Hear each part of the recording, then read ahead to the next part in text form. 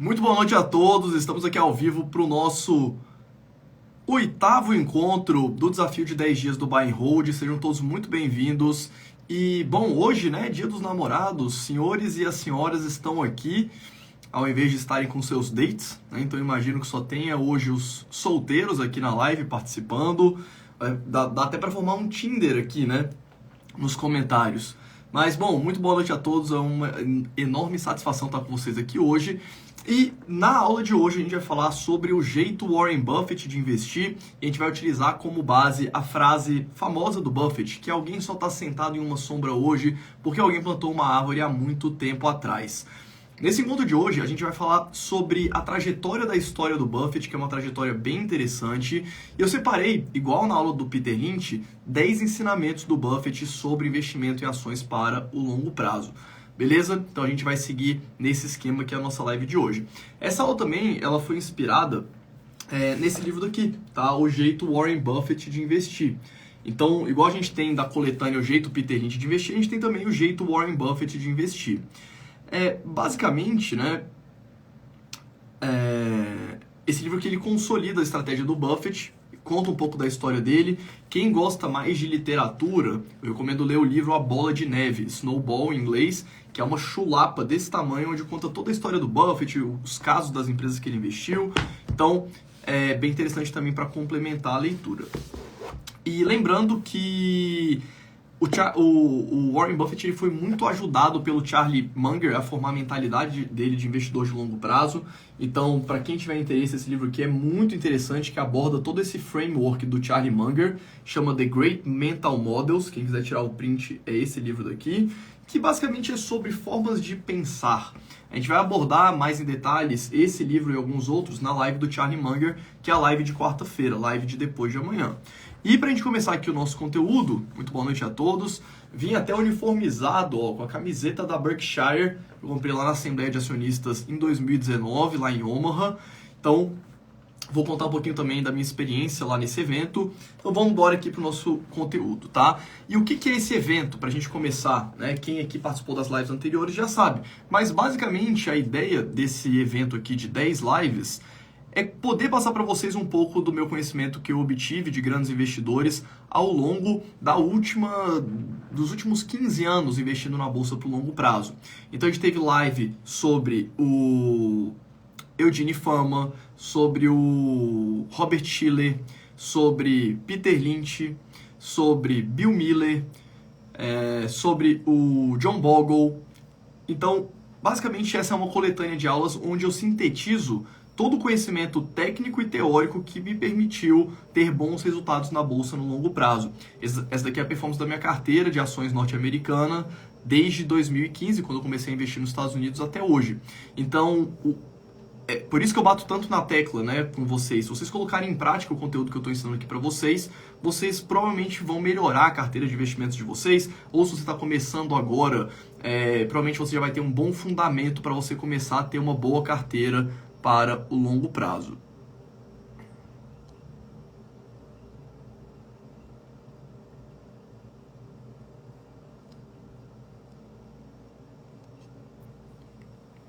Então, esse é o intuito dessa sequência de lives. E na quinta-feira agora, depois da última live, a gente vai encerrar na quarta-feira com a live do Charlie Munger. Eu vou abrir as inscrições para o Dollar Masters, que é o meu curso. E se você tiver interesse em conhecer mais, é só você entrar no link aqui do meu perfil. Quem tiver cadastrado lá na lista VIP, que é só você colocar o seu nome e seu e-mail, você vai receber também ao final desse evento, dessas 10 lives, a gravação de todas elas para você poder assistir quantas vezes você quiser. Beleza? Além disso, a gente também vai notificar absolutamente tudo que você precisa saber sobre o Dollar Masters para quem tiver cadastrado lá na lista VIP, link no meu perfil. Fechado? O que está acontecendo aqui, meu Deus, no chat? Tudo spam. Isso aí é spam, viu? Isso aí é golpe. Isso aí é golpe, viu?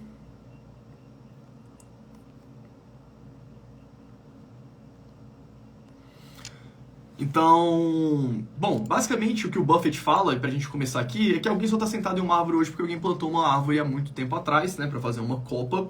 E eu gosto muito dessa analogia, e o que eu sempre falo pros meus alunos de uma forma geral é que quando a gente vai investir pro longo prazo, Deixa eu tirar a... Eu vou tirar... Eu não gosto de tirar o chat, porque eu fico olhando aqui o chat, às vezes eu pego, tá? Algumas informações de vocês. Mas se tiver muita gente alastrando aqui, muito comentário, eu vou fechar, tá? Mas no final da live eu também tiro espaço para tirar as dúvidas de vocês. Mas o que eu acho interessante dessa analogia é que, de fato, quando a gente investe por longo prazo, a gente tem que pensar que cada aporte que a gente está fazendo, a gente está plantando uma semente para colher lá no futuro. E se você ficar durante 20, 30 anos investindo, as árvores que vão gerar as maiores árvores, as árvores que vão gerar os maiores frutos, foram aquelas árvores que você plantou há 30 anos atrás. Então imagina, todo mês você planta uma árvore, daqui 30 anos, a árvore que você plantou há 1, 2, 3 anos vai estar pequenininha, e a árvore que você plantou lá atrás vai estar gigantesca. Por isso que é importante começar o quanto antes. Falamos sobre isso também na live do Peter Lynch. E além disso, o que eu costumo falar é que quando a gente investe por longo prazo, as ações, né, o investimento em ações, eles geram as árvores que vão gerar os maiores frutos no futuro. Por isso que é muito importante a gente conseguir ter uma boa carteira de ações para o longo prazo. Ok? Então, eu estou olhando aqui para o lado porque o roteiro agora está no computador, o roteiro de hoje. Eu esqueci meu iPad fora de casa, então está aqui no computador. Eu vou estar olhando aqui para não perder nenhum ponto, tá? Então vamos falar um pouquinho da trajetória do Buffett. Vou chegar na parte da Assembleia de Acionistas, contar um pouquinho para vocês como é que foi a minha experiência lá. E basicamente o Buffett, ele nasceu em 30 de agosto de 1930 em Omaha, que fica no estado de Nebraska, nos Estados Unidos. Nebraska fica bem no centro dos Estados Unidos, mais para a parte norte. E ele começou a investir muito cedo, né? Quem tiver oportunidade, depois dessa live, eu recomendo vocês assistirem um documentário que tem na HBO, só que está disponível no YouTube, chamado Becoming Warren Buffett, ou Se Tornando Warren Buffett, tem também legendado no próprio YouTube. E conta toda a história do Buffett, é um documentário bem legal para você assistir, inclusive com a sua família, para você assistir com o seu date nesse Dia dos Namorados, né? Chama o seu date e fala, vamos ver um documentário legal aqui, porque esse documentário ele não fala só sobre investimentos, ele fala muito sobre a vida e sobre como que o Warren Buffett, ele vê várias questões diferentes da vida, conta a história dele com a esposa, com os filhos, como que foi toda essa jornada. Então tem vários ensinamentos e várias lições valiosas nesse documentário, não só relacionado a investimentos. É um documentário bem legal, muito bem produzido, se eu não me engano tem 1 hora mais ou menos, então é bem rapidinho. Então tenho certeza que o seu date nesse Dia dos Namorados vai gostar se você chamar a cremosa para assistir ou o cremoso para assistir junto com você. Então não deixe de assistir Becoming Warren Buffett, Se Tornando Warren Buffett. E o que até retrata muito bem no documentário é que o Warren Buffett, desde muito novo, ele teve essa visão muito empreendedora. Então ele sempre ele trabalhava vendendo jornal, ele trabalhava vendendo Coca-Cola, então ele comprava Coca-Cola no mercado, ia vendendo na porta das pessoas, começou a juntar dinheiro, começou a comprar balanças para colocar nos lugares para as pessoas colocarem moedinha e se pesarem. Então ele sempre teve essa veia empreendedora ao longo da vida dele e ele começou a investir muito novo. Ele tinha muito problema na escola, inclusive, e ele até fala no documentário, né, que a ação do momento que todos os professores dele investiam era ações da AT&T, né, empresa de telecomunicação que existe até hoje, e ele ficava short, né, ele ficava vendido nas ações, ele ficava falando mal das ações para os professores, ele não ia muito bem na escola, ele era meio underground, assim, né, nessa parte do colégio, principalmente quando ele era muito novo.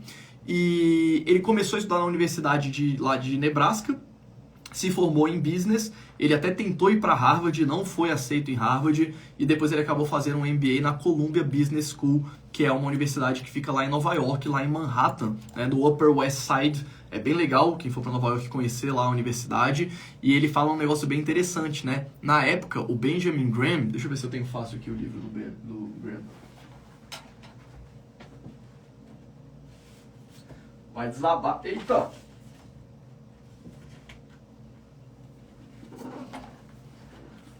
O Benjamin Graham tem esse livro que é muito famoso, que foi publicado a primeira edição na década de 40, chama The Intelligent Investor, né? O Investidor Inteligente. É meio que uma chulapa, é um livro que eu não gosto muito, tá? Eu li ele em português, essa aqui é uma versão em inglês que eu comprei. De novo, é um dos livros que eu emprestei para alguém e nunca mais recebi de volta. Mas é um livro que eu não gosto muito, porque ele... Na verdade, ele é esse livro aqui eu vejo ele mais como um livro de história do mercado financeiro do que, de fato, coisas que você aplique na prática, porque ele conta as estratégias que o Benjamin Graham utilizava lá na década de 40, 50, uma realidade totalmente diferente da de hoje, né? Como a gente já discutiu aqui em todas as lives, sobre eficiência de mercado e tudo mais. Mas você lê esse livro aqui com um viés de história, ele é um livro bem legal. E nessa época, o Buffett, ele começou a investir, antes de ir para a Universidade de Columbia fazer o MBA, com as estratégias do Benjamin Graham. E ele viu que o Benjamin... Por que ele decidiu ir para a Columbia, né? Ele decidiu ir para a Columbia porque o Benjamin Graham, ele dava aula lá. Ele descobriu, cara, onde é que esse cara dá aula? E até fala que ele, para ser aceito, ele mandou uma carta pro Benjamin Graham e pro Dodd, né? Qual que é o primeiro nome do Dodd? Que é autor desse livro também. Enfim. E, na verdade, tem um outro livro mais famoso, né? É esse daqui. Esse aqui. Que é do Benjamin Graham e do David Dodd, que é o Security Analysis, que é uma chulapa também, que é só sobre precificação de ativos, de renda fixa, de renda variável.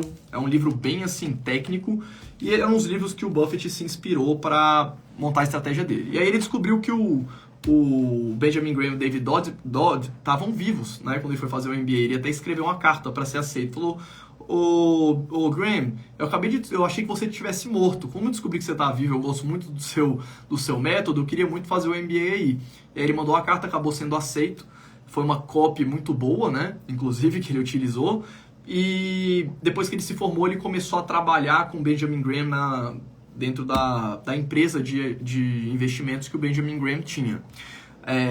Paralelamente, o Buffett também fazia gestão de carteira de vários investidores, né? Lá nos Estados Unidos tem um módulo que é tipo uma empresa que você abre e você abre junto, né, uma partnership com outra pessoa para fazer gestão de ativos ali dentro. Enfim, então, peraí, deixa eu ver aqui o próximo tópico. Isso foi em 1956, tá? Que ele criou a Buffett Associates Limited, que era uma partnership com vários investidores e ele fazia a gestão desses ativos. O que foi interessante também é que o Benjamin Graham, ele tinha muito essa abordagem de investimento em valor, de você comprar empresas descontadas e vender elas quando não fazia mais sentido. Ele usa até uma analogia que ele chama de cigar butt, né? Como se fosse guimba de cigarro.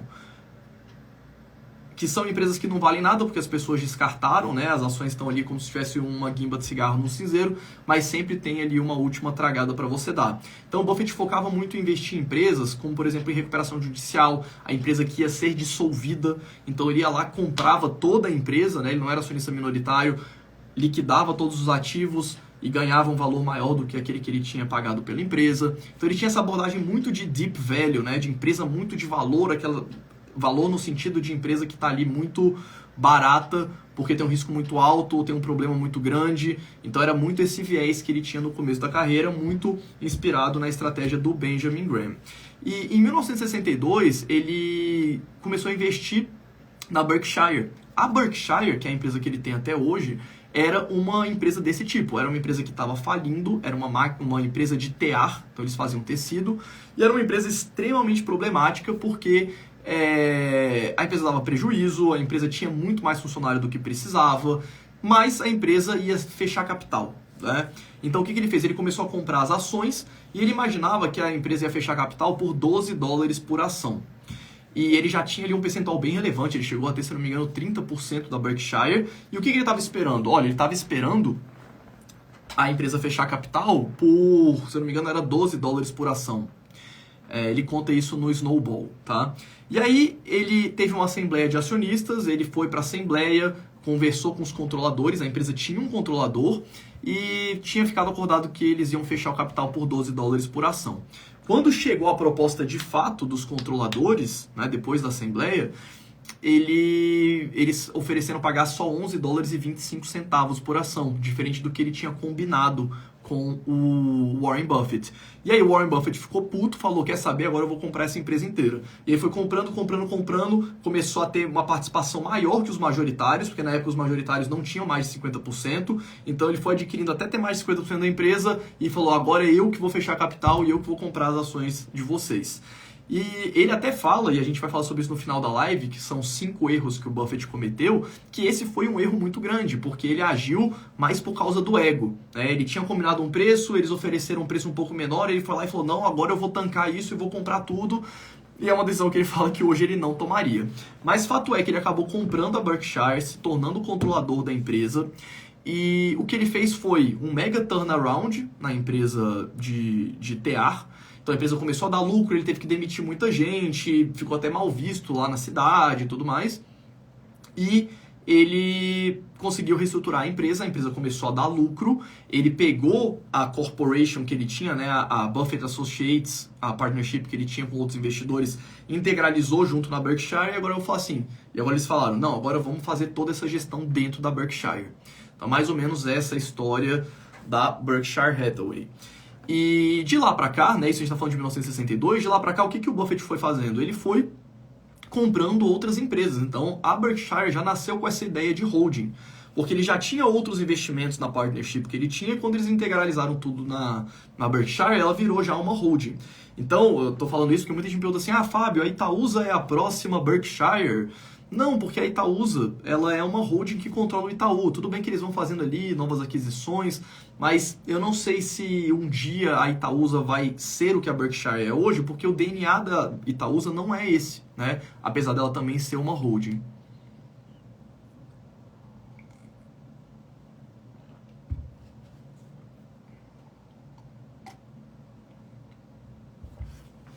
Ó a Lara aí.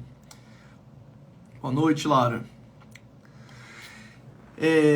Então, foi basicamente isso que aconteceu. E... Peraí, deixa eu passar aqui para minhas anotações. E nessa época, logo depois que ele comprou a Berkshire, ele ainda tinha essa pegada muito de valor, porque para pra pensar, ele comprou as ações da Berkshire só porque ia ter um IPO a 12, ele começou a comprar as ações ali por 5, 6 dólares, e depois a empresa não fechou capital. Então, ele tinha ainda muito isso no DNA de investimentos dele. Foi quando ele conheceu o Charlie Munger. Charlie Munger, que é tópico da nossa live de quarta-feira. O Charlie Munger, ele é advogado, então olha que interessante, né? E o Charlie Munger, ele é mais ou menos uns... O Buffett tinha 88, 96, ele é 8 anos mais velho que o Buffett. O Charlie Munger. E o Charlie Munger, ele foi muito como um mentor do Buffett. O Charlie Munger, ele meio que lapidou a estratégia de investimentos do Buffett. E é interessante porque o Munger ele não tem nenhum conhecimento específico em investimentos. A gente vai até tratar sobre isso, porque nos modelos mentais que o Charlie Munger propõe sobre como você deve abordar várias questões práticas da sua vida, um dos pontos que ele coloca aqui é o seguinte. Cadê? O que tem aqui no sumário?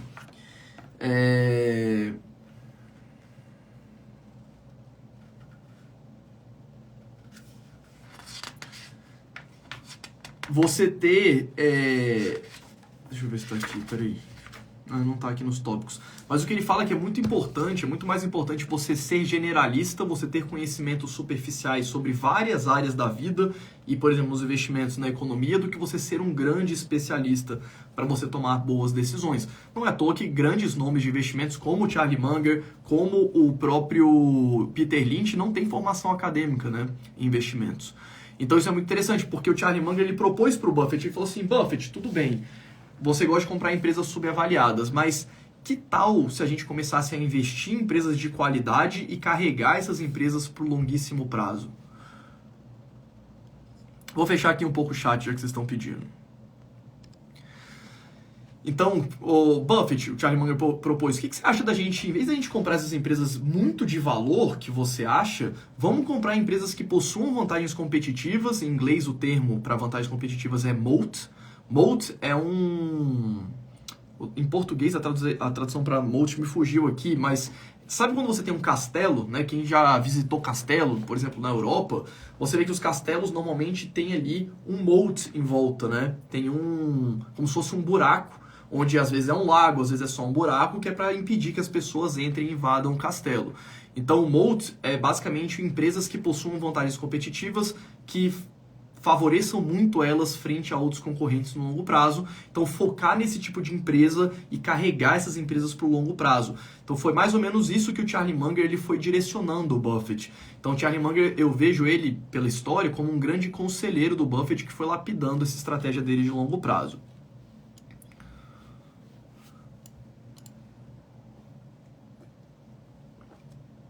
E essa ideia tem tudo a ver com os juros compostos, né?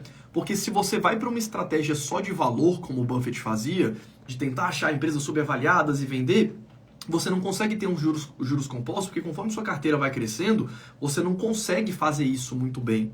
Né, conforme mais patrimônio você ia tendo, e até no caso do Buffett não era só patrimônio dele, era patrimônio dos investidores que ele tinha. Então isso não tem escala, em algum momento você não consegue mais aplicar essa estratégia.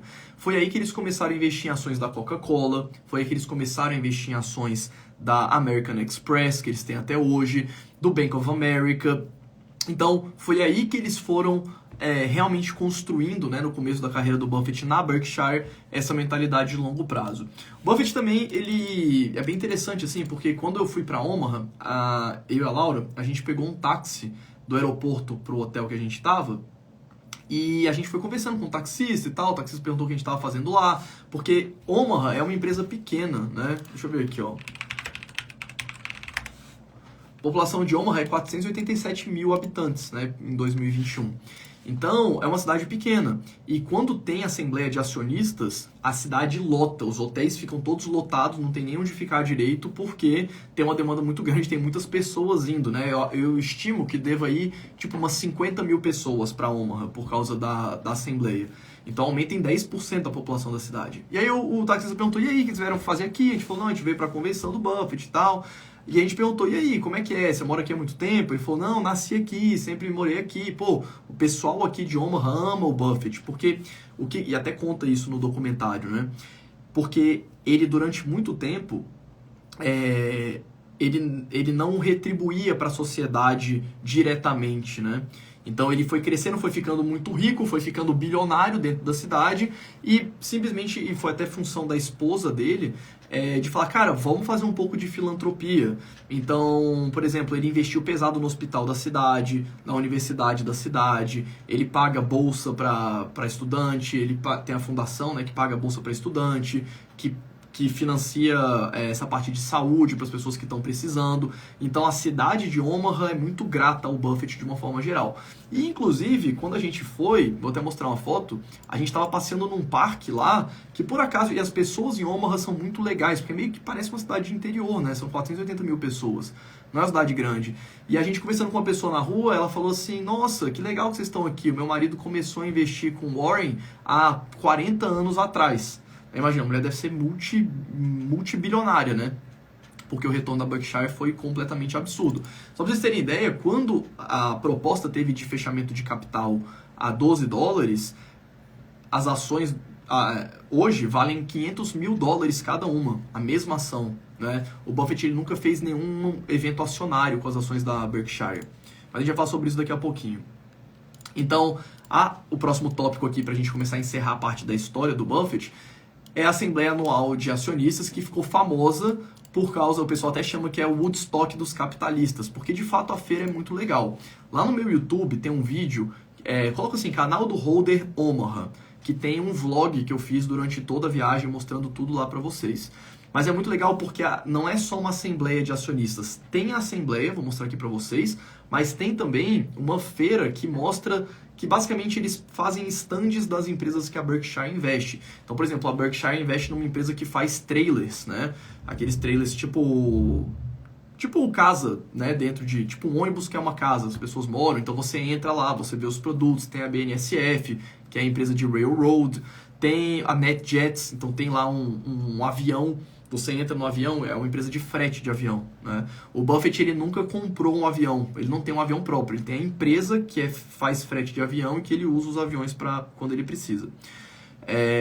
Tem Duracell, Coca-Cola, então quase todas as empresas que a Berkshire investe, elas estão lá, então é legal que você conhece os produtos. Tem uma empresa super famosa que faz bota para cowboy, para quem trabalha em fazenda, que é uma empresa bem antiga que ele adquiriu. Deixa eu ver de cabeça aqui que eu lembro aqui que tem...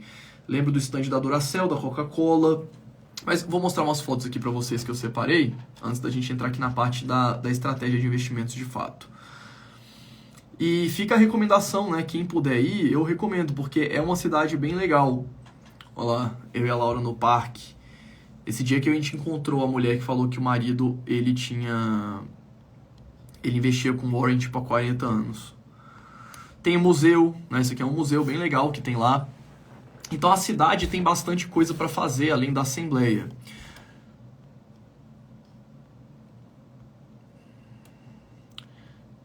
Tem o zoológico da cidade, então é um zoológico bem legal, bem legal. A cobra é um zoológico. E o que eu achei legal desse zoológico de Omaha é que você paga lá a entrada, sei lá, é tipo $21, eu acho, se eu me lembro de cabeça. E eles têm um baita zoológico na parte de cima, mas eles têm uma parte subterrânea só com os animais que vivem de noite. Então, morcego, coisas que eu nunca tinha visto em outros zoológicos. É bem legal, eles têm essa parte subterrânea de animais diferentes. E eles têm espaços no zoológico que simulam lugares diferentes. Então, lugares na África, lugares na Austrália, com os animais específicos daquelas regiões. Achei bem legal o passeio. Então, assim, a gente ficou 4 dias em Omaha e 2 dias foram o evento do Buffett, mas teve muita coisa para fazer. Tem até um borboletário, né? Eu tirei esse print lá do vlog que eu fiz no YouTube. A Laura não teve nem coragem de entrar, porque ela morre de medo de borboleta. Eu também não sou muito fã, mas você entra no borboletário, borboleta de tudo quanto é cor voando, pousando em você. Foi uma experiência bem legal. Aqui, na frente da casa do Buffett, então normalmente o pessoal vai lá na frente da casa dele ver, essa casa aparece no documentário, e o Buffett não fica na casa dele durante a assembleia, né? Porque ele sabe que muita gente vai lá para tirar foto e tal, então ele acaba não indo para lá. Tem uma selfiezinha que eu tirei lá também. Deixa eu ver o que mais que tem de interessante aqui da cidade. A cidade é bem bonita, bem limpa, você consegue fazer tudo a pé. Vale a pena o passeio. A gente aproveitou para fazer outra viagem, né? A gente foi para Miami também, porque Omaha fica meio longe, então bater lá só para ir na Assembleia eu não sei se vale, mas às vezes você consegue encaixar, né, na sua rotina. E mostrando especificamente aqui sobre a Assembleia... deixa eu ver aqui se os vídeos dá para... Olha a altura que a gente tá. Fica um teleférico aqui, lá no Sky Ferry. Olha... zoológico. Tô nervosa. O Fábio fica rindo da minha cara ainda. Olha a altura que a gente tá.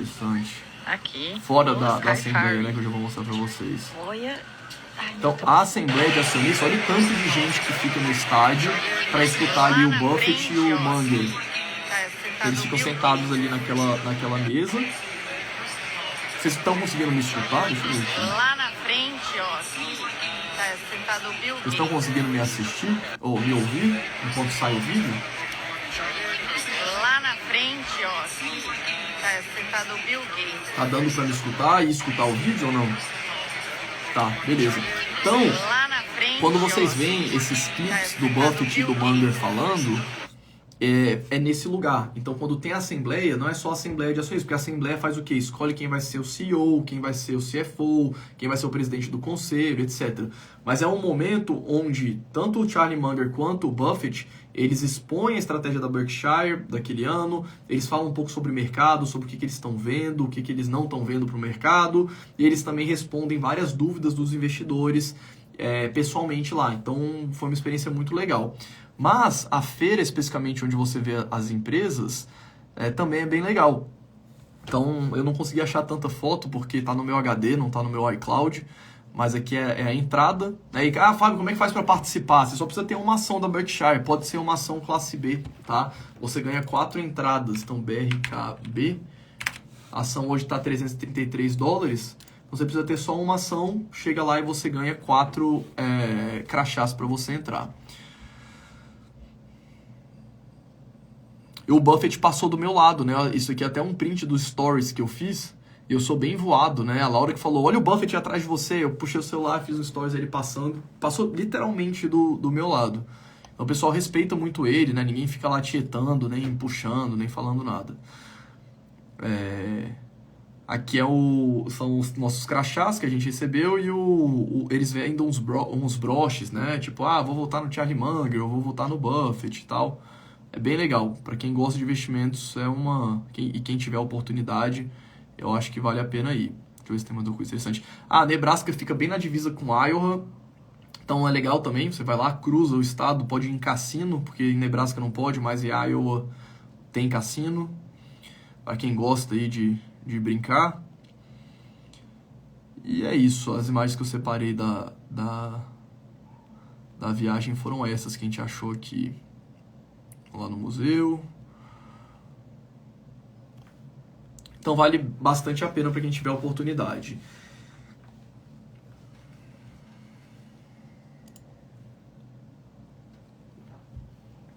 E para contar um pouquinho do final da vida dele até hoje, né, ele sempre foi um cara que teve um lifestyle muito tranquilo. Então ele mora na mesma casa, aquela casa dele ali, ele adquiriu em 1958, mora lá até hoje, anda num carro normal, num carro tranquilo, vai em restaurantes normais, não que tenha nada de errado, né, você que gosta de ir em restaurantes mais caros e tudo mais, mas ele tem esse lifestyle bem tranquilo. Ele fala um pouquinho sobre isso também no documentário, por isso que eu acho que vale a pena vocês verem, né? Essa questão da humildade e levar uma vida um pouco mais simples. Você encontrou o Charlie Munger lá? O Charlie Munger, ele passou meio longe, ele estava até numa cadeira de roda, num carrinho, mas você consegue ver eles lá, quando eles estão falando, eles ficam lá no estádio, né? Eles ficam lá naquela mesinha lá da frente. Então eu consegui ver ele de longe, né?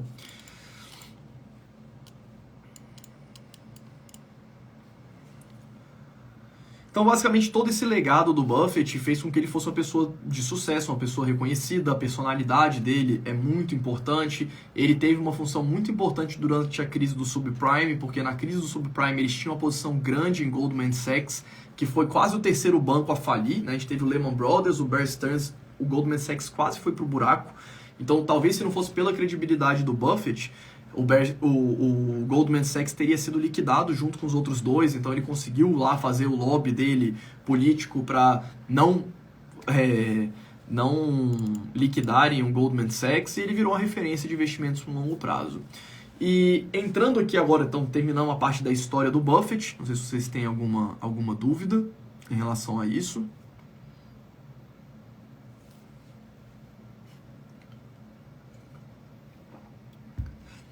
Ele fala, no documentário mostra, né, quando o mercado de ações está caindo, ele passa no McDonald's e compra o lanche mais barato. Quando o mercado está em alta, ele vai lá e compra o lanche mais caro. Só que tipo, um é $2,50 e o outro é $2,80, né? É mais um meme do que de fato uma coisa que faz diferença. Eu não sei onde o Munger mora. Se eu não me engano, o Munger, eu acho que ele mora em Nova York, tá? E o Charlie Munger, apesar dele ser um grande acionista da Berkshire, ele tem o patrimônio pessoal dele que ele também administra. Mas a gente vai falar mais sobre o Charlie Munger na aula de quarta-feira. Então, 10 ensinamentos do Buffett sobre investimento em ações. Vocês vão ver que, por coincidência ou não, vários deles a gente já abordou na live do Peter Lynch e algumas lives anteriores. Porque esses caras que têm sucesso no longo prazo, eles usam uma metodologia muito parecida, tá? Mas eu tentei trazer aqui o máximo de informações complementares. Então, primeiro ponto, paciência é chave. Deixa eu beber uma água aqui.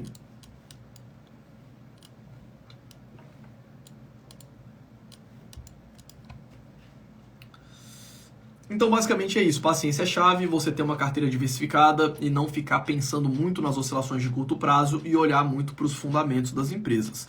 A gente já falou sobre isso na live do Charlie Munger, né? Mas eu trouxe aqui para mostrar um pouquinho da performance da Berkshire. Então, lá em 1964, cada ação valia $19. Hoje, cada ação, na verdade, esse gráfico vai até 2018, né? Cada ação vale $290 mil. Antes de fechar a live, eu olhei aqui a cotação da Berkshire. Hoje está em $509 mil cada ação. E é engraçado, por que o Buffett fez isso? Porque normalmente, isso é bem curioso, né? Porque normalmente, o que acontece? Quando a ação começa a se valorizar, o Buffett vai lá e o mercado normalmente vai lá e desdobra para as ações ficarem com valor nominal baixo. O desdobramento nada mais é do que a empresa, vamos supor, a empresa tem 1 milhão de ações emitidas. Ela vai ter 2 milhões de ações e você vai ter o dobro de ações, né? Quem já investe sabe como é que funciona o desdobramento. O seu patrimônio não muda, porque a empresa vale o mesmo tanto, você vai ter o dobro de ações, mas normalmente o valor de mercado de cada ação cai quando tem o desdobramento.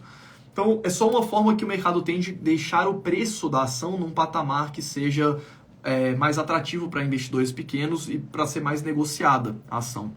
E o que o Buffett fez? Ele nunca desdobrou as ações da Berkshire, porque ele falou, eu não quero nenhum investidor de curto prazo investindo na minha empresa. Então, você quer investir na Berkshire, você vai lá e compra uma ação que custa lá alguns milhares de dólares e é isso. Durante um tempo, os investidores das ações da Berkshire tiveram problemas para conseguir vender as ações, né? Porque, imagina, hoje a ação é $500 mil. Então, você tem um spread grande, você não consegue desmontar uma posição muito grande e tudo mais. Eles acabaram criando uma outra classe, que é a ação classe B, que vale 1 sobre 15 mil da ação classe A. Então, por isso que hoje, cada ação classe B está negociada a mais ou menos $330. Então, tem duas classes de ações. As duas têm praticamente os mesmos direitos acionários, só para eles... Foi mais uma curiosidade aqui, tá? Um mecanismo que a Berkshire criou para as ações classe A, quem tem classe A pode converter em classe B, uma quantidade maior, né, de classe B. Então você tem uma classe A, você converte em 15 mil classe Bs para você negociar ali, que é onde tem realmente muita liquidez. Mas se você tem muitas classe B, você não consegue converter na classe A. Então é mais uma forma para você... É um mecanismo que eles conseguiram fazer para dar liquidez para os investidores classe A. Mas fato é que se você tivesse investido 10 mil dólares, um único investimento de 10 mil dólares lá no Buffett em 1964, hoje você teria 267 milhões de dólares, 896.842, né? Um único investimento de 10 mil dólares. Ah, Fábio, mas 10 mil dólares na década de 60 era muito dinheiro. Era, mas não era 267 milhões de dólares. Essa performance da Berkshire equivale a 19% ao ano em dólar, contra 9% mais ou menos do S&P 500. Então, quando a mulher me falou que o marido dela investia com Warren tipo, há 30, 40 anos, eu falei, cara, essa mulher tem dinheiro absurdo, né? Porque essa valorização aqui é estratosférica.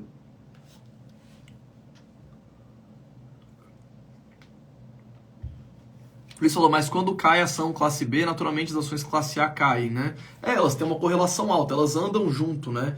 A valorização e a desvalorização delas é a mesma, porque são ações da mesma empresa. É igual você pegar ITUB 3 e ITUB 4, ou uma ação ONPN de qualquer empresa, elas andam juntas, só que são ações diferentes. E um gráfico que eu trouxe, uma tabela, né, que eu trouxe para vocês, quem já leu os relatórios anuais do Buffett vai saber muito bem o que é essa tabela, tá? Eu sei que eu estou tampando aqui, a ideia não é que vocês consigam ler perfeitamente esse print. Isso daqui está na assembleia, na carta anual do Buffett para os acionistas. Ele divulga sempre essa tabela. E o que é essa tabela? Ele mostra a performance da Berkshire e do S&P 500 anualmente. Então a gente começa aqui no comecinho, 1965, e lá embaixo 2022. E eu marquei aqui de amarelo todos os anos que o Buffett perdeu para o S&P. Então eu vou ler rapidamente, né, já que vocês não estão conseguindo ler, o Instagram ele tira a qualidade da imagem quando a gente sobe aqui, mas em 1967 ele rendeu 13% contra 30% do S&P. Em 1970 a Berkshire valorizou, caiu 4,6% contra uma alta de 3,9%. Em 72 subiu 8,1% versus 18,9% do S&P. Em 1974 a Berkshire caiu 48% contra 26% de queda do S&P. Aí lá em 84, que é onde vocês estão começando a ver ali embaixo, a primeira marcação aqui para baixo de mim, em 1984 a Berkshire caiu 3% contra uma alta de 6% do S&P. 86, a Berkshire subiu 14% contra 18% do S&P. Em 87, subiu 4,6% versus 5,1% do S&P. Em 1990, a Berkshire caiu 23% e o S&P caiu só 3% no ano. Em 1996, a Berkshire subiu 6% contra uma alta de 23% do S&P. Em 1999, a Berkshire caiu 20% contra uma alta de 21% do S&P. 1999 foi terrível para a Berkshire, né? Agora, imagina você vendo sua carteira de ações cair 20% e o índice subindo 20%, o desespero, né, que muitas vezes isso gera o desconforto, sendo que isso é normal, tá? Então, em 2003, a Berkshire subiu 15% contra 28% do S&P. 2004, a Berkshire subiu 4% contra 10% do S&P. 2005, a Berkshire subiu 1% só contra 5% do S&P. E os últimos anos aqui, 2009, a Berkshire subiu 2,7% contra 26% de alta do S&P. 2011, a Berkshire caiu 5% quanto o S&P subiu 2%. 2015, a Berkshire caiu 12% contra uma alta de 1,4% do S&P. E 2020, a Berkshire subiu só 2,4% contra uma alta de 18% do S&P. Então veja a quantidade de anos que a Berkshire performou muito pior do que o S&P 500, mas quando a gente pega os anos que a Berkshire foi melhor do que o S&P, a gente vê um retorno muito expressivo. A Berkshire de 1965 até 2022, ela se valorizou 19,8% ao ano em dólar, contra 9,9% do S&P 500. Isso é uma diferença brutal, tá? Porque isso gera um retorno de 3,7 milhões por cento no período inteiro contra 24.700 do S&P. Então, se você pega... Vamos supor que você estivesse investindo, né? Se a sua carteira fosse igualzinha a do Buffett no ano de 2003, você ia perder 3 anos consecutivos para o S&P 500, de lavada, e muitas vezes isso poderia te desestimular, falar, vou mudar minha carteira, ou investir em ações não é para mim. Mas isso acontece, vão ter anos que você não vai bater um índice, tá tudo certo. A minha própria carteira, tudo bem que a gente está falando de um prazo muito menor, e no gráfico aqui está comparando só com o Ibovespa, né? Mas veja bem, eu vou aqui fechar os comentários só para vocês conseguirem ver. De 2015, né, finalzinho de 2015 ali no começo do gráfico, até 2019, na verdade foi 2020 a queda ali, né, do Covid, a minha carteira de ações norte-americana, ela ficou para trás do Ibovespa. Então foi 2016, 17, 18, 19, 4 anos para trás do Ibovespa. E os dois gráficos já estão em reais, tá? Então essa aqui é a minha carteira azul, a minha carteira de ações dos Estados Unidos em reais, convertido o retorno do dólar também contra o real, e o Ibovespa em reais.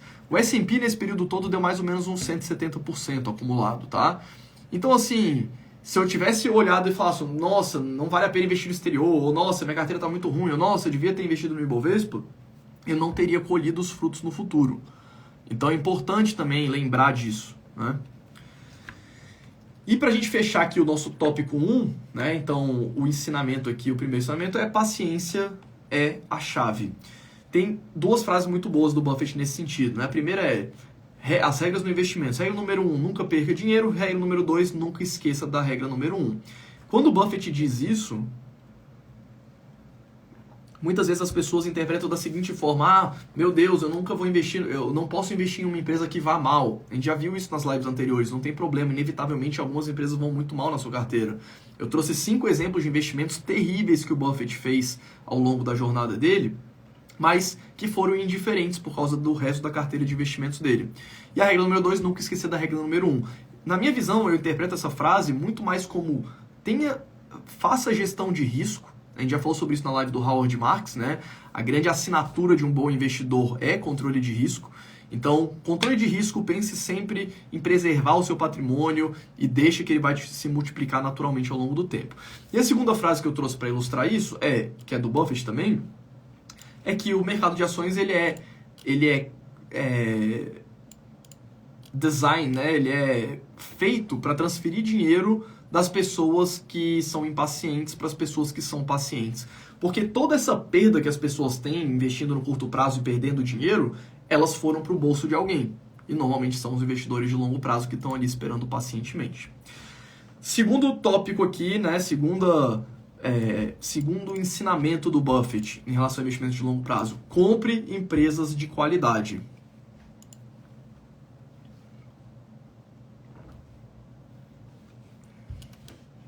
Então, normalmente, ele procura empresas, né, que tenham vantagens competitivas frente aos seus concorrentes, que tenham modelo de negócios que gerem muito caixa, que não necessitem muito investimento para gerar esse caixa, que tenham marcas fortes. Marca, hoje é até discutível, tá? Se realmente marca é uma vantagem competitiva, porque para a empresa ter marca, ela tem que investir muito pesado na marca, né? Normalmente um produto que tem muita vantagem competitiva, a empresa não faz muita propaganda. Você provavelmente não deve ter visto muita propaganda da WEG por aí. Tudo bem que as pessoa física que não são clientes da WEG, né? A WEG vende para outras indústrias. Mas de qualquer forma, normalmente quando a empresa tem um produto muito bom, ela não precisa fazer tanto marketing assim. Você não vê tanto marketing da Apple. A Apple, durante anos, ficou sem fazer nenhuma propaganda de nenhum produto. A Tesla, até hoje, não investe nada em marketing. Seus produtos se vendem sozinhos. Modelos de negócios que possuam alta resiliência, ou seja, que a chance de continuar existindo em 20, 30, 40 anos seja grande. Talvez até por isso que eles tenham montado uma posição em Coca-Cola tão grande. E tenha resultados financeiros sólidos, tá? Então, investir em empresas com bons fundamentos aumenta a probabilidade do seu sucesso no longo prazo. E aí eu trouxe como exemplo, para quem lê as cartas da Berkshire, essa tabelona sempre tá lá, né? Essa tabela aqui mostra as maiores posições da Berkshire nas empresas que eles investem que têm ações listadas na bolsa, né? Então eu marquei aqui algumas que são bem relevantes para a gente ver, e essa basicamente é a quantidade de ações que eles têm na primeira coluna, segunda coluna quais são as empresas, o percentual que cada uma delas, o percentual que a Berkshire tem no capital dessas empresas, não é o percentual da empresa na carteira da Berkshire, tá? É o percentual que a Berkshire tem do capital da empresa. Aqui o custo de aquisição e aqui o valor de mercado hoje. Eu marquei algumas das posições mais antigas, como por exemplo a American Express, que é a primeira, que eles têm quase 20% do capital da empresa, que custou para a Berkshire 1,3 bilhão de dólares e hoje vale quase 25 bilhões de dólares. O Bank of America, também é uma posição antiga, que eles botaram 14,6 bi e hoje vale 45,9 bi. Isso daqui é só a valorização que eles tiveram, tá? Sem contar os dividendos que as empresas distribuíram ao longo do tempo. Coca-Cola, eles pagaram 1,3 bi nas ações da Coca-Cola que eles têm, que representam 9% do capital da Coca-Cola, e hoje vale quase 24 bilhões de dólares. E ali no final, a Moody's, que é uma empresa bem antiga, que eles botaram 248 milhões de dólares e hoje vale praticamente 10 bilhões de dólares. A segunda linha ali é a Apple, apesar de ter uma valorização bem expressiva, eu não coloquei porque é uma posição mais recente, né? De uns 5, 7 anos para cá. Então eles pagaram 31 bi nas ações da Apple e hoje elas valem 161 bi dentro da carteira da Berkshire. E uma outra frase famosa dele que ilustra muito bem isso é que é muito melhor você comprar uma empresa maravilhosa por um preço justo do que pagar um preço muito bom numa empresa que seja ruim. Né? Basicamente essa é a tradução. Né? Em inglês é "It's far better to buy a wonderful company at a fair price than a fair company at a wonderful price". Então, como o Buffett ele tem essa visão muito de valor, mesmo assim ele entende que vale a pena você pagar pelo prêmio de você estar posicionado em uma boa empresa por longo prazo, porque o dinheiro de verdade, né, a valorização de verdade, a construção de patrimônio de verdade, não está nem na compra nem na venda, está na espera. Ou vocês acham que ele ficou comprando e vendendo ações da Coca-Cola nos últimos 40 anos, né? É óbvio que eles já liquidaram algumas posições ali parcialmente, mais para equilíbrio de portfólio, mas basicamente eles têm essa posição aí em Coca-Cola, se não me engano, desde a década de 70, que foi quando eles começaram a investir. Então, comprar e segurar.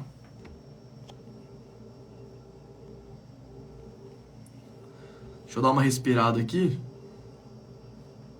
Deixa eu ligar os comentários. Essa pergunta é interessante aqui. Se ela gera proventos ou só valorização, as ações da Berkshire. As ações da Berkshire, em todos esses anos, e tem até uma piadinha, né? Em teoria, as ações da Berkshire nunca distribuíram dividendos. Nunca distribuíram dividendos. Por quê? Porque ela é uma holding. Aí as investidas dela geram dividendos, esse dividendo vai para o caixa da Berkshire.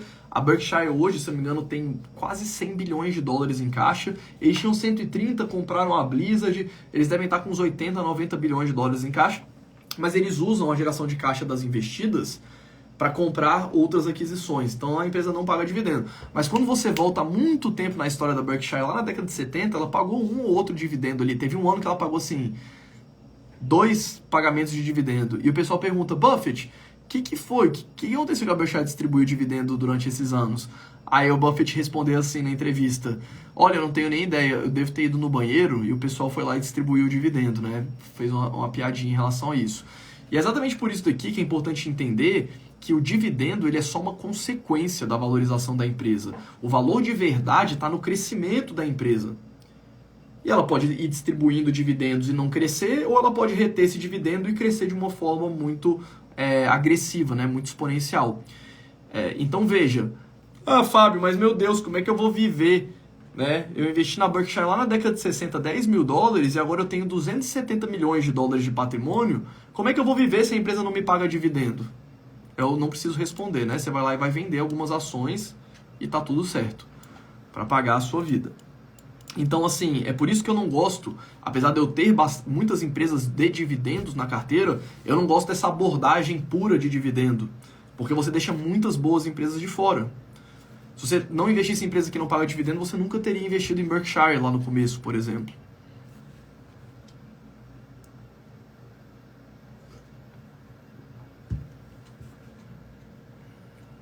Então, só respondendo a sua pergunta, tá? Então, terceiro conselho aqui do Buffett, que tem a ver com value investing, né? Investimento em valor.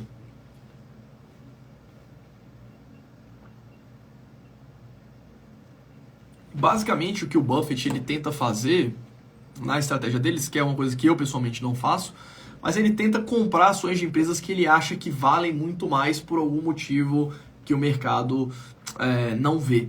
Né? Mas o que é curioso é que, por exemplo, as próprias ações da Apple,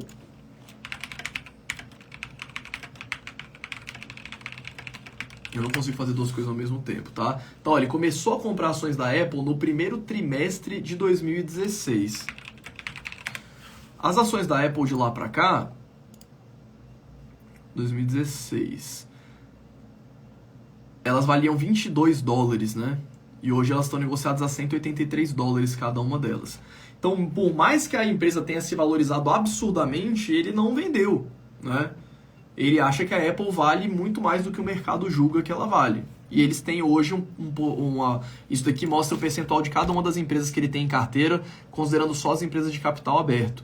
Então a Apple hoje é quase, pelo menos no fechamento de 2020, né? Agora deve estar aqueles 50% que eu falei, porque a Apple subiu absurdamente esse ano. A Apple subiu 50% esse ano, então deve estar ali mais de 50% do portfólio do Buffett. Então ele tem Apple, Bank of America, Chevron, né? Bank of America é tipo o Banco do Brasil lá dos Estados Unidos. Chevron, que é uma empresa de distribuição de gasolina e também de extração, não extração de gasolina, é extração de petróleo. A Coca-Cola, American Express, Kraft Heinz, OXY, que é uma empresa de petróleo, Moody's. A Moody's, que a gente até falou anteriormente, é uma empresa tipo a S&P. Eles dão rating para as empresas, basicamente é uma empresa de rating, tá? E outras posições menores ali, HP, Visa, Mastercard, Paramount, Activision, Citibank, GM. Então hoje esse é o portfólio da Berkshire das empresas listadas na bolsa. A gente ainda tem o portfólio das empresas de capital fechado, que tem mais de 40 empresas diferentes, inclusive a Geico, que é uma seguradora gigantesca nos Estados Unidos. Quanto que vale só a Geico?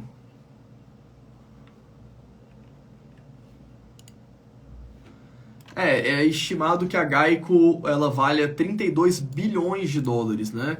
Então, considerando a Berkshire, que vale 730 bilhões de dólares, mais ou menos 5% do patrimônio da Berkshire é da Geico.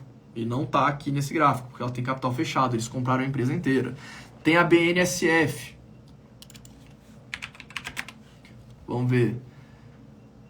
Então, é estimado que a BNSF valha 92 bilhões de dólares. Então, 10% do patrimônio da Berkshire está na BNSF, que é uma empresa de railroads, de ferrovias. Então, isso aqui é só o portfólio das empresas de capital aberto, né? Então, a Apple ela passa a não ser um PC, apesar de ter uma consideração grande, é algo administrável, né? Porque tem muitas participações ainda em outras empresas e empresas que não estão na bolsa. Que é mais ou menos até o exemplo que eu dei para vocês da minha carteira, porque hoje a minha carteira de ações aqui no Brasil, ela parece com esse gráfico de pizza daqui, mas em vez de ser Apple, é VEG. Só que como eu tenho fundos imobiliários, investimentos no exterior, stocks, REITs, esse percentual não representa tanto do meu patrimônio total. E para a gente fechar esse tópico, né, de value investing, basicamente, eu trouxe uma frase dele que é bem famosa, que é o nosso período de investimentos, né? Our favorite holding period is forever. Ou seja, o nosso período favorito para segurar uma ação é para sempre. E eu gosto, essa frase aqui ela parece ser meio bobinha, mas eu gosto muito, essa frase já me evitou cometer vários erros, tá? Meu Deus, eu fiz o meu whey aqui e esqueci de tomar. Essa frase, ela parece ser bobinha, mas muitas vezes ela te tira da armadilha de comprar uma empresa muito no impulso ali, porque ela tá muito hypada, porque o mercado todo tá comprando. Eu sempre penso assim, cara, eu vou ficar com essa ação pro resto da vida. Esse negócio vai existir daqui 30, 40 anos, ou tem uma probabilidade alta de continuar existindo? Isso aí já te faz ficar de fora de muitas empresas, né? Ah, não, mas se você quiser assumir risco, tudo bem, não tem problema. Você pode ter alocações arriscadas, conforme a gente já falou, mas para o core, para a base da carteira, essa pergunta ela é muito importante. Então, lembre sempre que a ideia é você comprar uma ação para ficar com ela para sempre. Isso vai te ajudar a evitar vários erros. Outro próximo ponto aqui, quarta dica do Buffett, entender o negócio da empresa. A gente falou sobre isso no Peter Lynch, né? Na live do Peter Lynch. Fazer aquele exercício de 2 minutos, de você conseguir explicar para si mesmo o que a empresa faz, quais são os desafios que a empresa tem e o que precisa acontecer para a empresa crescer. Né? Como se você estivesse contando para uma criança de 2 anos, rápido o suficiente para ela não ficar entediada e de forma simples o suficiente para que ela consiga entender. Então, basicamente é isso, né? Entender o negócio.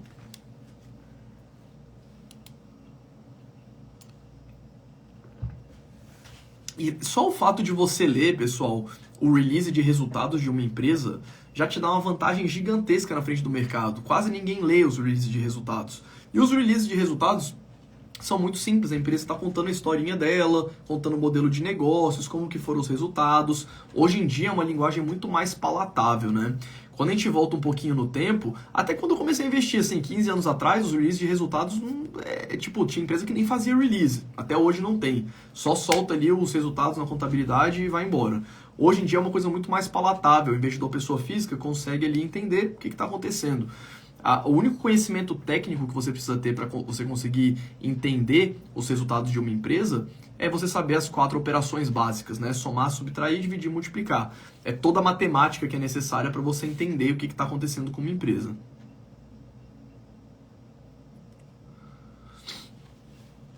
E aqui tem a frase...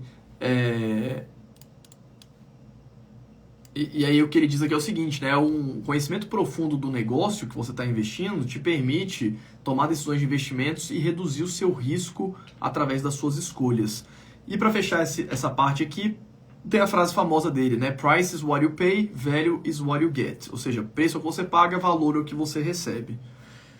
Então sempre lembrar que aquela empresa que você está comprando, né, não é só um papelzinho, um ticker que está subindo e caindo. Você está recebendo um valor ali, né? Você está alocando seu patrimônio em valor. Próxima frase é bem legal. Eu até trouxe essa imagem aqui para ilustrar.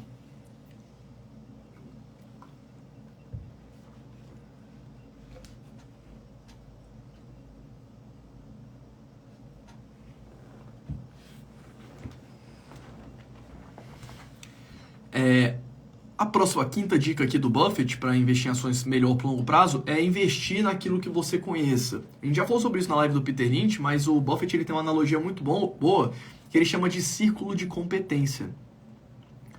Então o Buffett normalmente ele aconselha as pessoas a ficarem no círculo de competência delas. Então investir em indústrias que são muito complexas ou investir em negócios que são muito complexos, muitas vezes vai fazer você tomar decisões erradas. Então não é porque todo mundo tem uma empresa, que você olhou aquela empresa e não entendeu nada, que você precisa investir, ou que você deveria investir. E ele faz uma analogia com um jogo de beisebol. Então a pessoa que está rebatendo ali no beisebol, eu não conheço muito bem, mas se eu não me engano ela tem 3 chances para acertar a bola, né?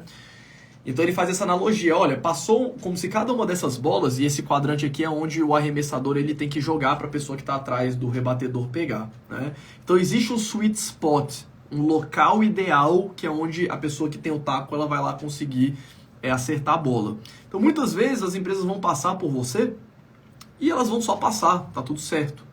Mas quando você acha aquela empresa que você entende que é um bom negócio, que é um negócio simples, conforme a gente falou na live do Peter Lynch, que é um negócio que tem boas perspectivas de longo prazo, aí você vai lá e acerta, né, de uma forma bem precisa, assim como o cara que é o rebatedor, para fazer um home run. Inclusive, essa analogia é boa porque ela casa com o jargão de mercado de 10-bagger, né, que são aquelas empresas que multiplicam por 10.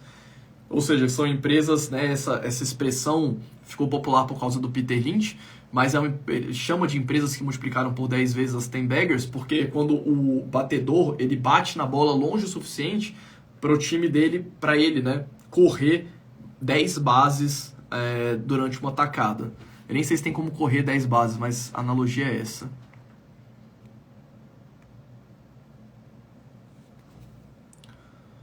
Eu vou fechar aqui um pouco o chat. E aí, no final, eu vou abrir para tirar as dúvidas. Então, lembrar sempre de ficar no seu círculo de competência. Tem uma frase famosa do Buffett, que eu não sei se eu concordo muito, ou pelo menos eu tenho uma interpretação diferente dela. Que ele diz o seguinte, olha, risco vem de você não saber o que você está fazendo. Isso é verdade, né?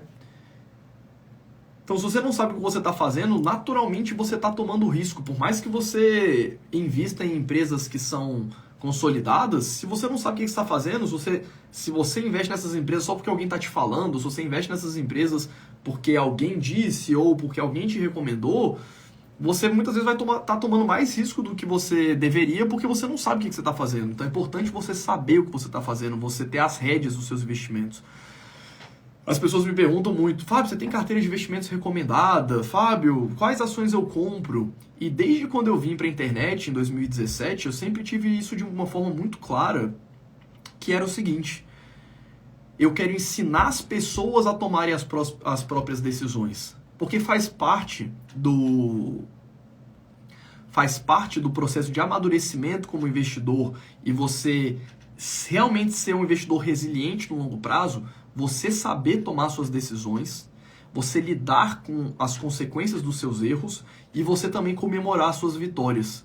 É importante para o investidor ter isso amadurecido, né?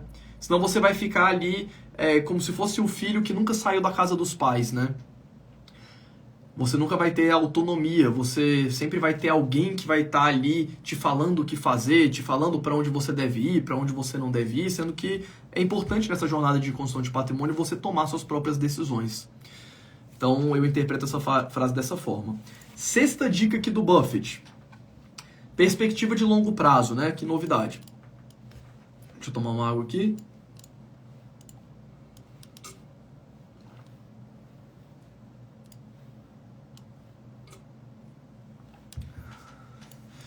Basicamente é isso, né? Ter uma perspectiva de longo prazo, evitar os ruídos de mercado. Não vou ficar aqui chovendo no molhado, porque a gente já falou sobre isso e também a gente já falou sobre isso nas lives anteriores. Mas só trazendo de volta esse gráfico aqui das grandes posições da Berkshire, de novo, vejam que os maiores retornos são das empresas mais antigas que ele tem na carteira. Então, esquece o curto prazo, é construção de patrimônio, não importa se a bolsa vai ficar de lado por 10 anos, por 3 anos, por 2 anos, ou se ela vai subir loucamente. O que a gente busca é investir em boas empresas e segurar elas pelo maior tempo possível. E aí uma frase que ilustra essa afirmação é: o mercado de ações, ele é, de novo, né, um dispositivo de transferência de dinheiro de quem é impaciente para quem é paciente. Porque eu tenho certeza, aquele seu amigo que saiu da bolsa porque a bolsa começou a cair e vendeu tudo em pânico, já deve estar arrependido, né? Porque, por exemplo, fazem 7 semanas que a bolsa só sobe aqui no Brasil, saindo de 97 mil pontos para 117 mil, né? Subiu 20% nos últimos 6 meses. E esse ano a bolsa está com uma alta já de 10,3%, né? Então, seu amigo, daqui a pouco, quando a bolsa começar a subir mais um pouquinho, vai voltar para a bolsa e vai perder dinheiro de novo. Tópico 7º, tá? A 7ª dica aqui do Buffett. Diversificação. Já falamos muito de diversificação, mas aqui tem um ponto que é importante, tá? Porque o Buffett, ele é meio contraditório nesse sentido, porque ele fala o seguinte: olha, diversificação é para quem não sabe o que está fazendo, você deveria concentrar em empresas que você tem ali uma certa convicção. Só que você vai olhar para a carteira da Berkshire é extremamente diversificada. Esse gráfico aqui, ele é mais antigo, tá? Esse gráfico aqui ele é do fechamento de 2019. Mas lá embaixo, a gente tem aquele gráfico de pizza das posições das empresas de capital aberto, que a Berkshire tem. E aqui em cima um gráfico das empresas de capital fechado, que ele tem em carteira. Então, se você olhar para a carteira do Buffett, mesmo ele falando isso, ele faz o contrário, né? Tudo bem que você pode achar essa carteira muito diversificada, pouco diversificada, mas é provável que essa carteira aqui seja mais diversificada do que a maioria das carteiras de investimento de vocês. E isso que o Buffett fala: não, diversificação é para quem não sabe o que está fazendo. O Baster fala o seguinte, ele fala: realmente eu não sei o que eu estou fazendo, então eu preciso diversificar mesmo, né? Mas ele normalmente advoga sobre uma diversificação excessiva, sendo que, na verdade, quanto mais diversificado sua carteira tiver, melhor. Inclusive ativos fora da bolsa, imóveis, ouro, Bitcoin, quanto mais ativo, mais classe de ativo diferente você tiver, menos risco sistemático você vai ter. A gente tratou sobre isso nas primeiras lives, e melhor a sua carteira vai estar bem posicionada para o longo prazo.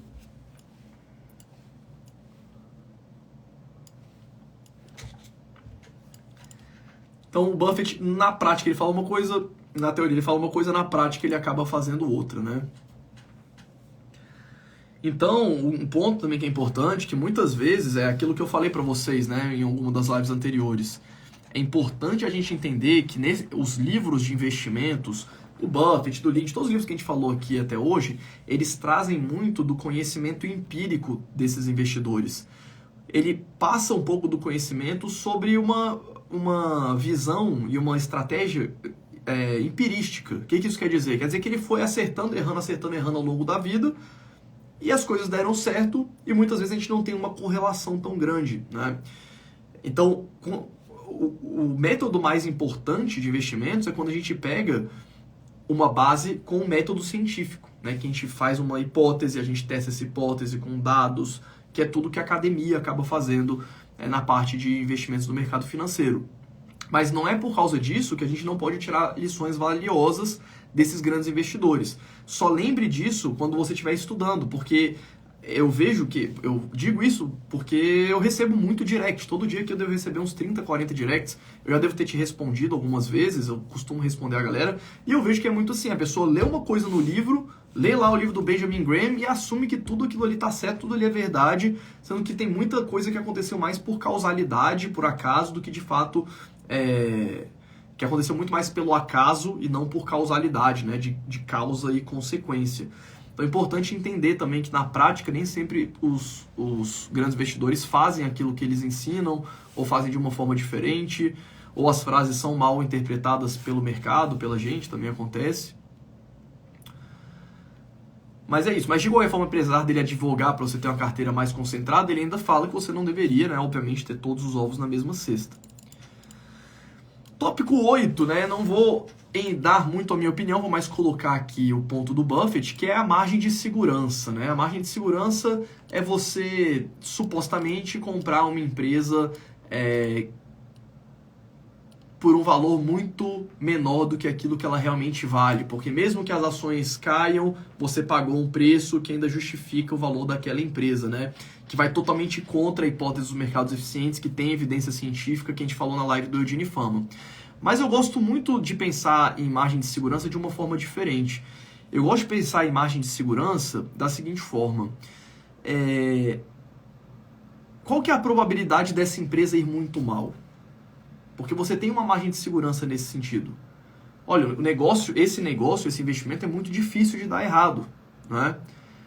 A gente falou sobre esses pontos na live do Peter Lynch. Eu até dei o exemplo do Chipotle na minha carteira, do McDonald's, né, das ações da Ferrari, por exemplo, também. Lembrando que tem a análise dessas empresas lá no meu canal do YouTube, se você quiser ver a análise completa. Mas qual que é a probabilidade desse negócio ir muito mal?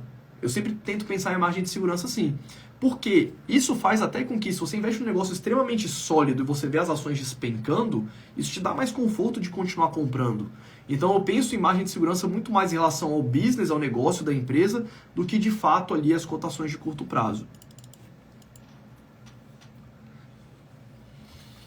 E a frase famosa é price is what you pay, value is what you get, né? Ou seja, preço é o que você paga, valor é o que você recebe. De novo. Nosso nono conselho de investimentos pelo Warren Buffett, né? A gente vai fechar aqui em 10, então a live já está acabando. Ignore os ruídos de mercado. Acabou minha água.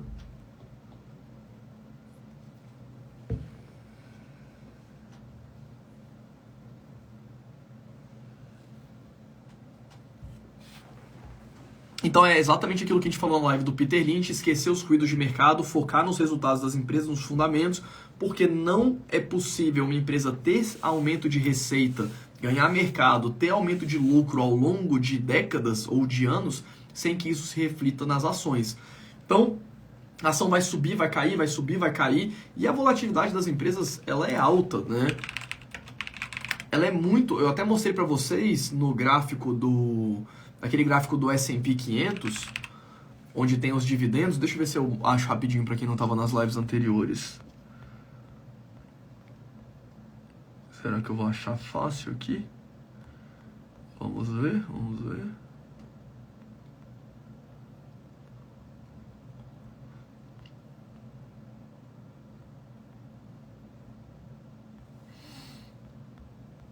Será que eu vou achar? Achei.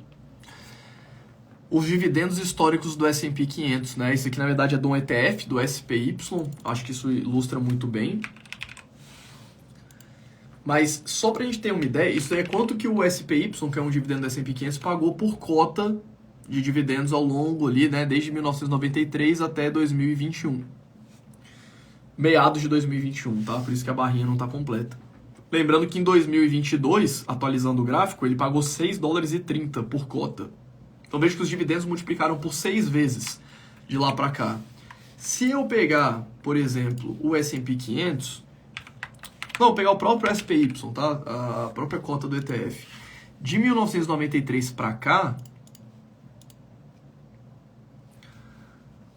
a cota do ETF saiu de $44 para $420. Então veja, os dividendos multiplicaram por 6 vezes durante esse período e as cotações do SPY, que é o ETF de S&P 500, multiplicaram por 10 vezes no período.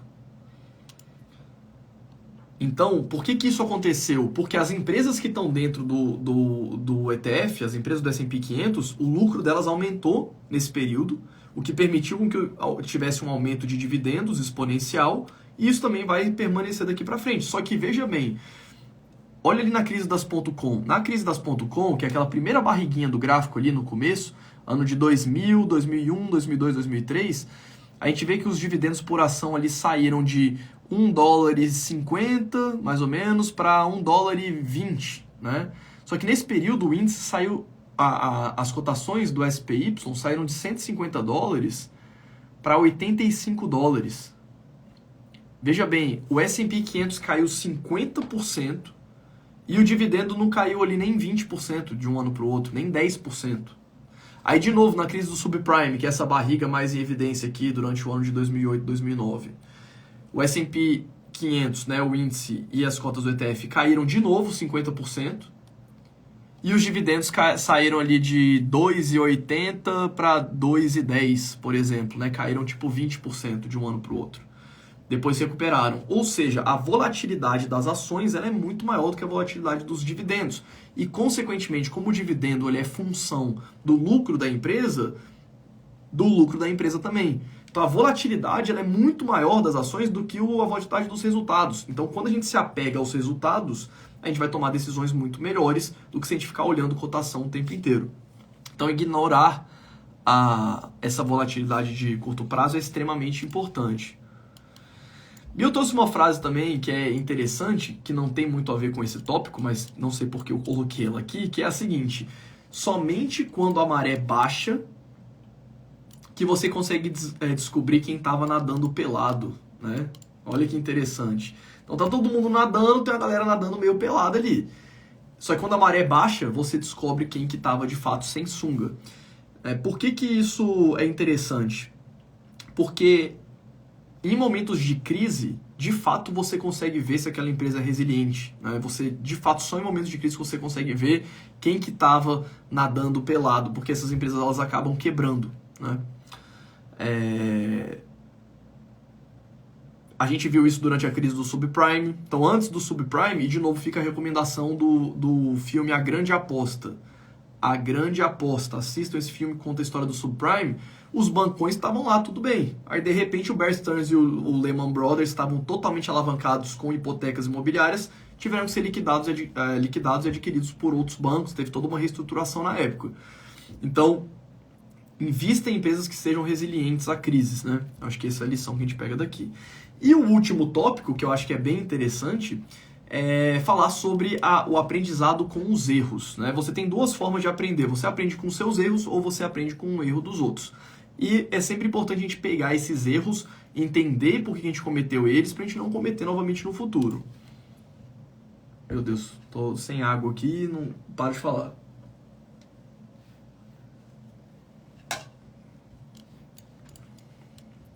Então, alguns erros do Buffett, e aí eu quero trazer esse gráfico aqui para a gente começar a fechar para eu ir para as dúvidas de vocês. Esse gráfico aqui ele mostra a evolução do patrimônio do Buffett desde 1944 até 2015. Hoje, quanto que é o patrimônio do Buffett? Hoje o patrimônio do Buffett está em 117 bilhões de dólares. Na Forbes eu acho que ele está no top 5. Vamos ver aqui. Ele sempre tá ali no top 5, né? 5, tá em quinto lugar. 106 bilhões de dólares de patrimônio. 92 anos. Lá em 1944, ele tinha 14 anos e 67 mil dólares. Ele até fala que um dos melhores investimentos que ele fez foi quando ele era bem novinho e ele comprou uma fazenda lá perto de Omaha. Aí você vê ali, ó, ele fez o primeiro milhão com 26 anos. Deixa eu ver aqui, peraí.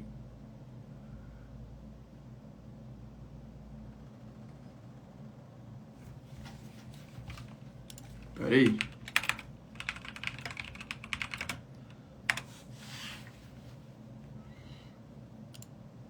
Só um segundo. Ah, tá. Tá anotado aqui.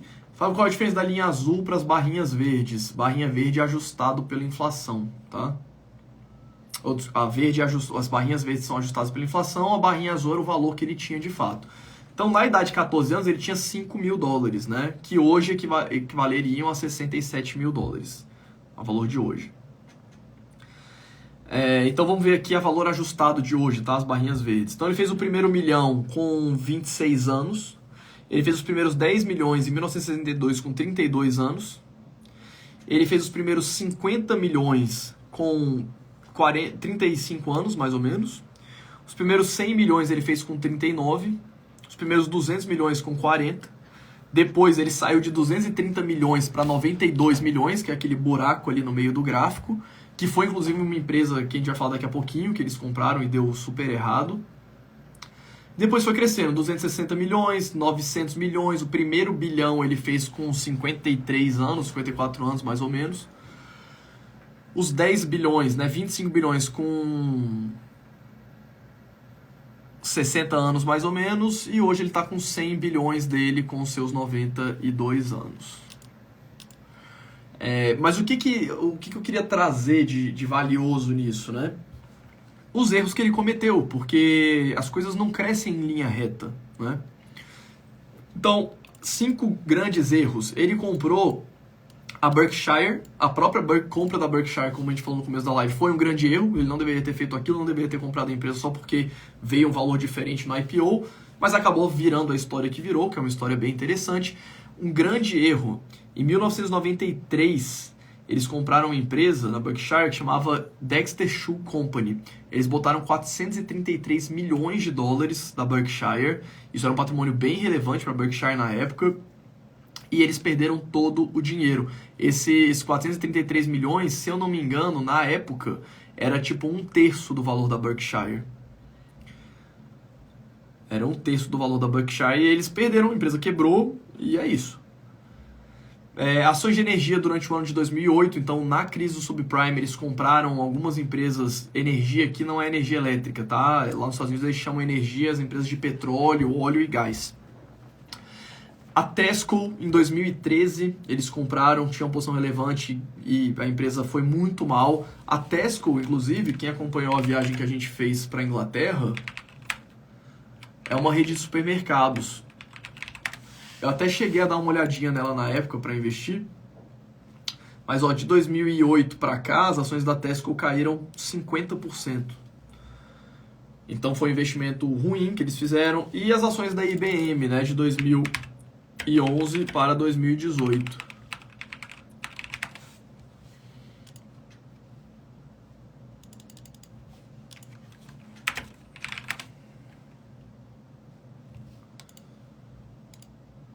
Então, de 2011 para 2018,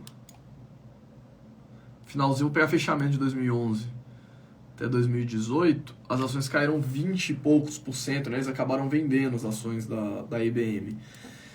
Então, assim, mesmo cometendo grandes erros, mesmo, né, voltando de novo aqui, mesmo ficando vários anos atrás do S&P 500, tomando porrada grande do S&P 500 durante vários anos, no longo prazo a carteira do Buffett performou praticamente o dobro de performance anual e mais de 100 vezes, né, se a gente juntar o retorno total. E aí a frase que eu trouxe aqui para fechar os ensinamentos é: o melhor investimento que você pode fazer é em você mesmo. É uma frase do Buffett, que eu acho que tem muito a ver com isso, né? Com você aprender a investir, com você lidar melhor com seus investimentos, com você entender o que está acontecendo com o seu patrimônio, porque só você pode fazer isso por você. Então é importante, né, entender todos esses pontos que a gente colocou aqui, para a gente resumir, né, recapitular os principais pontos abordados na live. Paciência é a chave, nosso tópico 1. Tópico 2, comprar em empresas de qualidade. Tópico 3, investir em empresas de valor. Tópico 4, entender os negócios que as empresas têm. 5, investir naquilo que você conhece. 6, ter uma perspectiva de longo prazo. 7, diversificação. 8, margem de segurança. Eu gosto de dar aquela interpretação que eu dei para vocês, que é diferente da do Buffett. 9, ignorar os ruídos de mercado. E 10, aprender com os seus próprios erros.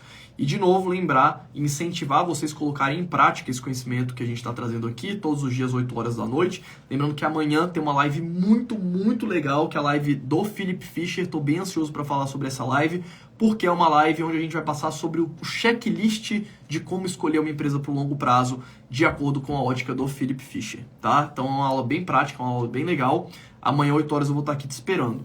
E também lembrando que, para quem chegou atrasado aqui na live, se você quiser a gravação desses conteúdos aqui, clica no meu perfil, vai lá, se cadastra na lista VIP do Dollar Masters. A gente vai abrir as inscrições na quinta-feira, 8 horas da manhã. Vai ser um enorme prazer ter você por lá. A gente vai mandar a gravação dessas lives para todo mundo que estiver lá no nosso mailing. E também, se você tiver interesse em estar junto comigo nessa turma do Dollar Masters, eu vou mandar todas as informações que vocês precisam lá para quem está cadastrado na lista VIP. É só você colocar o seu nome e seu e-mail. Muito obrigado pela participação de todos por aqui. E eu vou tirar 10 minutinhos para a gente fechar com 1h30 para tirar as dúvidas de vocês aqui no chat.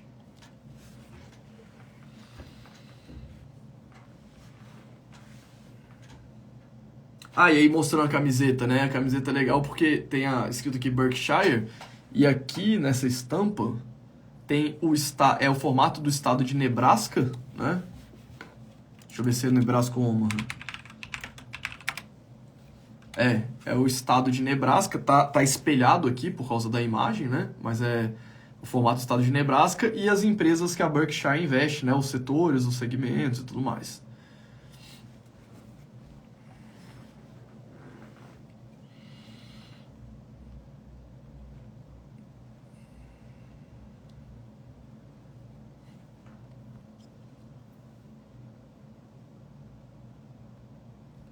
Cadê as dúvidas, galera? Buffett continuou comprando ações da Coca-Cola, Apple, etc. Ou ele fez um aporte para... Da Coca-Cola, eles ficaram décadas comprando. Se eu não me engano, eles compraram ação da Coca-Cola, tipo assim, até a década... Começou na década de 70, se eu me lembro de cabeça, tá? Do livro do Snowball, que conta a história dele. Eles começaram na década de 70 e pararam de comprar só na década de 90. As ações da Apple, eles compraram durante os primeiros anos, né, 16, 17, 18, só que como as ações começaram a subir muito, eu não lembro deles comprando e aumentando posição. Mas é só você pegar o relatório anual deles e ver ali quantas ações eles tinham em cada um dos anos que você vai ter sua resposta. Valeu, Kaique. Que bom que você curtiu a live. O que acha de parte da carteira em ações de dividendos seguindo a estratégia do Barzi? Cara, eu já falei 1000 vezes essa resposta aqui. Eu não gosto de ter uma carteira focada só em dividendos porque tem vários problemas, né?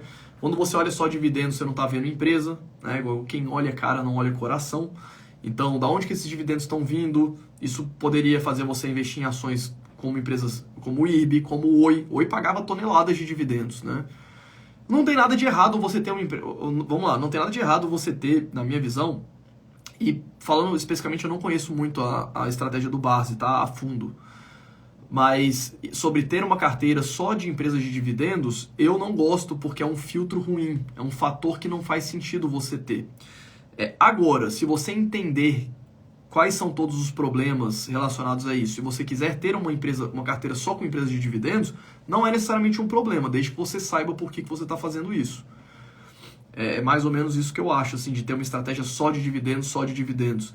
Porque você vai receber, o que você vai fazer? Você vai fazer um trade-off. Sua carteira vai valorizar menos no longo prazo, mas vai receber muito dividendo.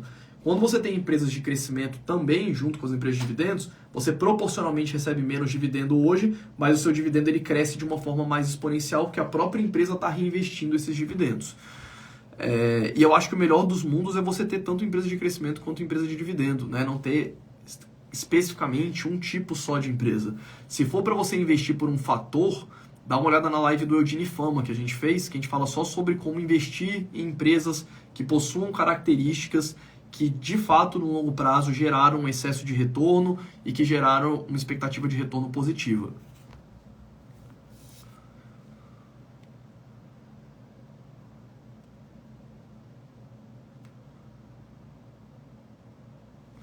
Fábio, fiquei na dúvida sobre a live de ETFs. Por que não podia assistir no dia? Beleza, Bruno. Devemos dar mais peso para large caps de valor ou small caps de valor em nossa estratégia? Aquilo que eu falei na live, né? As small caps de valor, apesar delas terem uma relação de risco e retorno melhor e mais retorno, elas são mais arriscadas. Então, normalmente você vai ter um ETF genérico, aí você vai ter um peso, né? Vamos dar um exemplo de uma carteira. Você poderia ter algo como 40% em S&P 500, 20% em large caps de valor, aí 20% em mid caps de valor, 10% em small caps de valor e 10% num ETF tipo a VUV que replique o 5 Factor Model, por exemplo. Então, quanto mais arriscado, eu gosto de dar pesos menores ali dentro. Valeu, Kaique.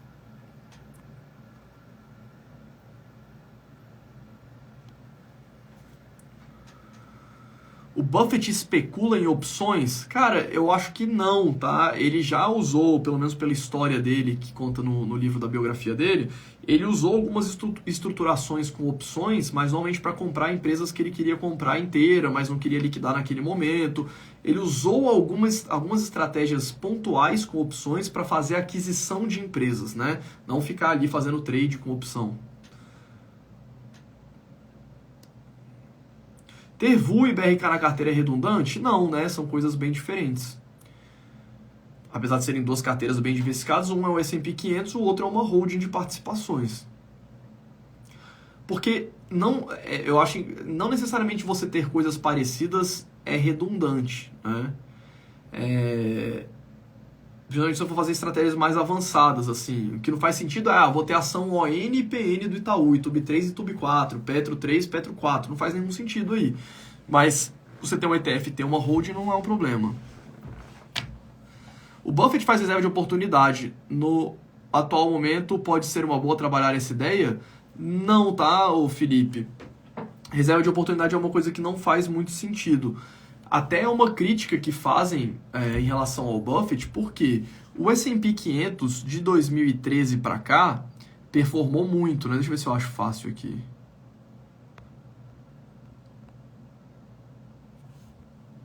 O S&P 500, tá? Não vou achar aqui a imagem agora, mas se a gente olhar aqui o índice S&P, eu vou pegar o TR, tá? Que é o Total Return com os dividendos.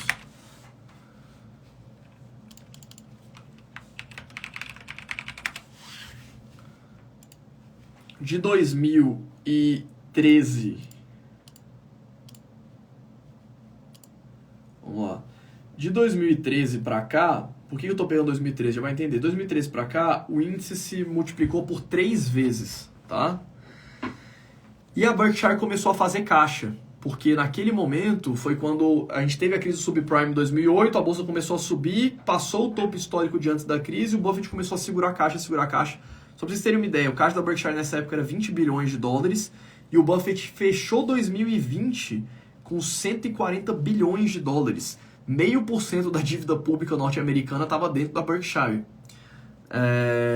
Isso foi uma crítica muito forte, porque nesse período a bolsa multiplicou por 2,5 vezes. Então foi um erro muito grande do Buffett ter feito essa reserva de emergência ou de oportunidade da Berkshire por tanto tempo. Veio a pandemia, ele não comprou, foi fazer uma aquisição relevante, que foi da Blizzard só no final de 2021. Não sei se foi final de 2021 ou se foi final de 2022 agora. Então, assim, ele perdeu uma alta de 3 vezes esse capital, ou seja, esses 140 bilhões. Tudo bem que ele foi acumulando, né? Mas se a gente botar os 40 bilhões, 30 bilhões do começo, e ele fosse investindo na bolsa, provavelmente esse valor, que hoje é de 140 bilhões de dólares, que era 140 bilhões de dólares antes da aquisição da Blizzard, teria sido 400 bilhões de dólares, né, se ele tivesse só colocado no índice. Inclusive, em 2019, quando eu fui lá para a Assembleia, uma das perguntas foi essa.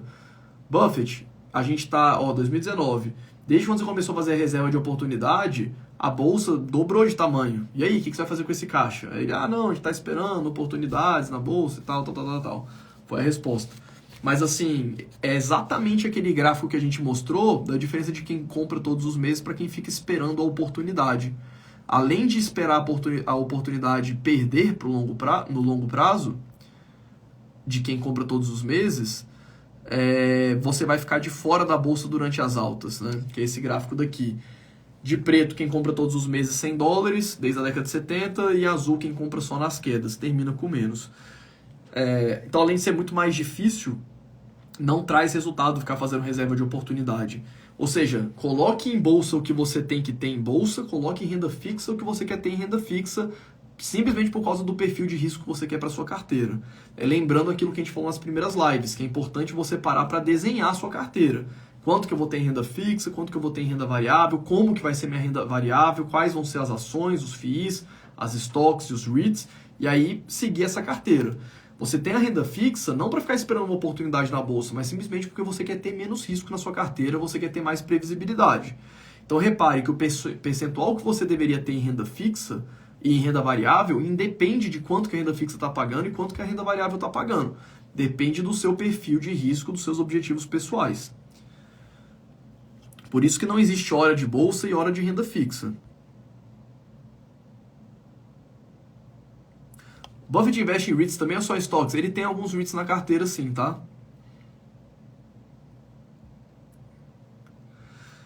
Beleza, pessoal? Então, pela nossa live de hoje é isso. Espero que vocês tenham gostado. Muito obrigado pela presença de todos vocês. Amanhã, 8 horas da noite, não percam, é o nosso checklist de análise de ações para o longo prazo. É um método bem legal, que é um método apresentado pelo Philip Fisher. E eu espero todos vocês. E, de novo, lista VIP do Dollar Masters. A gente abre as inscrições na quinta-feira. É um curso extremamente sólido, a gente tem mais de 3 mil alunos dentro da nossa plataforma, vai ser um enorme prazer ter você junto com a gente.